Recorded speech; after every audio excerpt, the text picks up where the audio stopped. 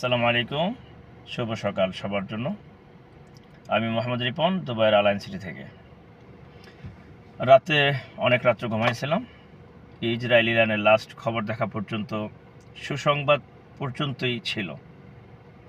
যাই হোক, কিছু সময় খুব খারাপ লাগে, কিছু সময় খুব ভালো লাগে।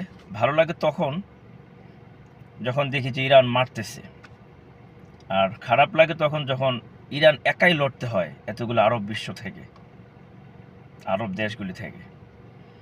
সকালবেলা একটা খবর দেখে ভালো লাগলো যে কিং জং অং হচ্ছে ট্রাম্পের মতোই পাগল, কিন্তু কিং জং অং ট্রাম্পের মতো বলে আগে পিছে করে না। সে অলরেডি মিসাইল মেরে দিয়েছে ইরানের পক্ষ হয়ে। আমার তো মনে হয় আরব দেশগুলির লজ্জা হওয়া উচিত। এরপরে এখনও সময় আছে, যদি ওরা এক হয় তাহলে আমাদের আশা করা যায় যে এইভাবে মাইর খেতে হবে না। আমাদের দোয়া করা ছাড়া কিছু করার নেই। আশা করি সবাই দোয়া করবেন। আসসালামু আলাইকুম।